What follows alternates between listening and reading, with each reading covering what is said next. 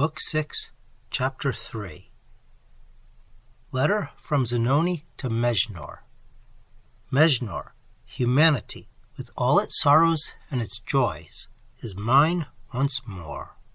Day by day I am forging my own fetters. I live in other lives than my own, and in them I have lost more than half my empire. Not lifting them aloft, they drag me by the strong bands of the affections to their own earth. Exiled from the beings only visible to the most abstract sense, the grim enemy that guards the threshold has entangled me in its web.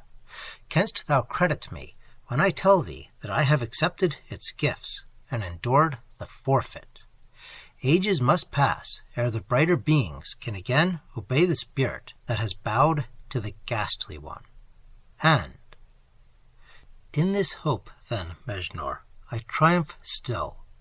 I yet have supreme power over this young life. Insensibly and inaudibly, my soul speaks to its own, and prepares it, even now. Thou knowest that for the pure and unsullied infant spirit, the ordeal has no terror and no peril. Thus unceasingly I nourish it with no unholy light, and ere it yet be conscious of the gift, it will gain the privileges it has been mine to attain. The child, by slow and scarce seen degrees, will communicate its own attributes to the mother, and content to see youth forever radiant on the brows of the two that now suffice to fill up my whole infinity of thought, shall I regret the airier kingdom that vanishes hourly from my grasp. But thou, whose vision is still clear and serene, look into the far deeps shut from my gaze, and counsel me or forewarn. I know that the gifts of the being whose race is so hostile to her own are, to the common seeker, fatal and perfidious as itself.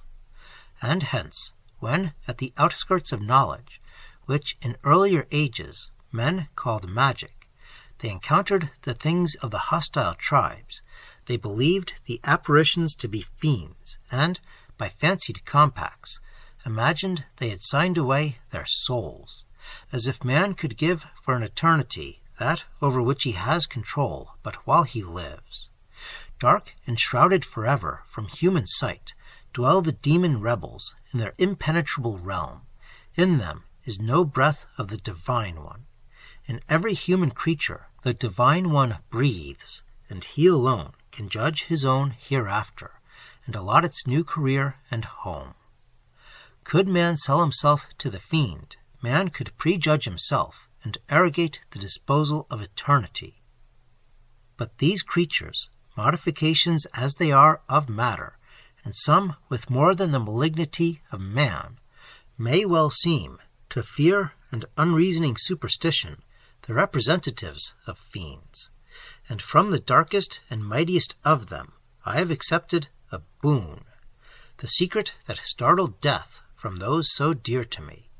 Can I not trust that enough of power yet remains to me to baffle or to daunt the phantom, if it seek to pervert the gift? Answer me, Mejnour, for in the darkness that fails me, I see only the pure eyes of the newborn. I hear only the low beating of my heart. Answer me, thou whose wisdom is without love. Letter from Mejnour to Zanoni, Rome. Fallen one, I see before thee evil and death and woe.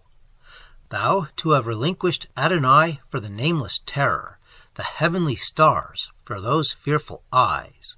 Thou, at the last, to be the victim of the larva of the dreary threshold, that, in thy first novitiate, fled withered and shriveled from thy kingly brow.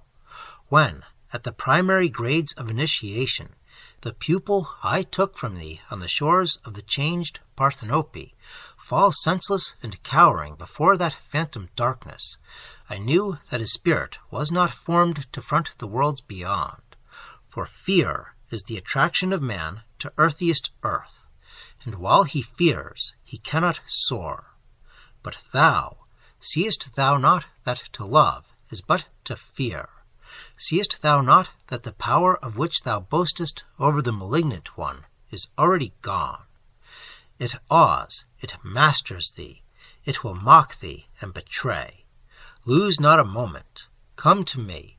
If there can yet be sufficient sympathy between us, through my eyes shalt thou see, and perhaps guard against the perils that, shapeless yet, and looming through the shadow, marshal themselves around thee and those whom thy very love has doomed.